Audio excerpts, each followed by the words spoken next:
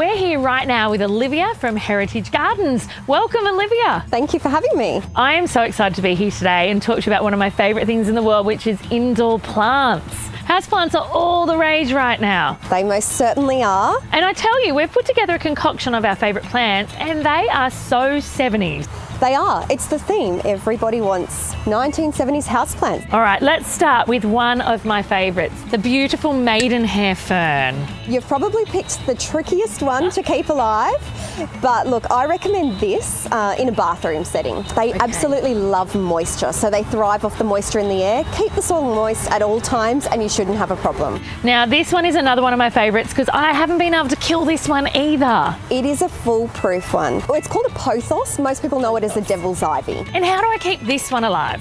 Okay, so water this one a couple of times a week. Okay. Just natural light. It's very forgiving, so you shouldn't have too many problems. Give it a light cut back whenever it's reached the length that you're after. Pop that cutting in some water and it'll spring roots and you'll have a new plant on your hands. Fantastic. All right. Now this one has a bit of a bad rap, mother-in-law's tongue. Sansevieria, is that right? That's right. Now this is a great plant to introduce into your home.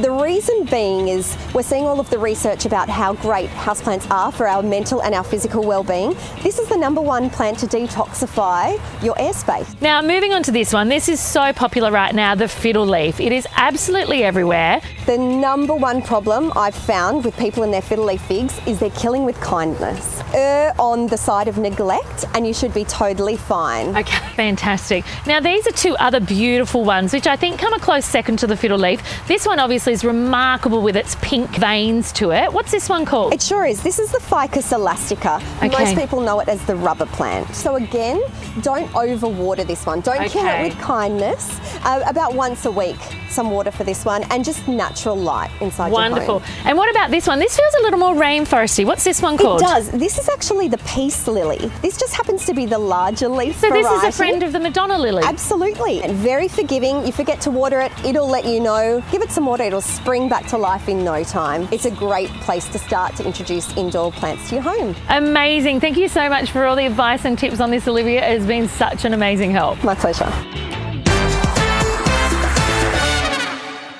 Today we're talking tools, specifically the 6 tools that I believe, in my opinion, are essential to any household. We'll start with this one. It is a Phillips head screwdriver. Hardly anything has flat head screws in it anymore, so make sure you've got a good Phillips head screwdriver or a power drill. Okay, next one, the Stanley knife. This is the utility knife, slides in and slides out. It is used for cutting things other than what you eat, people. This one, self-explanatory, the hammer. This end hits, this end pulls things out of timber generally, or off walls, or whatever you'd like. Don't use your hands to hammer things, people. It's a sure recipe for disaster. This one here, personal favourite of mine, is the multi-grips. Like a pair of pliers and can be used like pliers, but can be adjustable. So if you have some of those plumbing jobs that need really big grips, these are brilliant. They go hand in hand with this, which is an adjustable spanner. Often when you have an adjustable spanner on one side of something, the side with the nut, for those that don't know, you'll need the multi-grips on the other side so you can actually loosen it or tighten it to its full capacity. And finally, Allen keys. Metric, imperial, doesn't matter, you'll need them because they fit into just about every household device in one way, shape or another. If you've ever put together a bit of IKEA furniture, you will understand what this is for. That is my 6 tools essential to every household. We'll see you next week.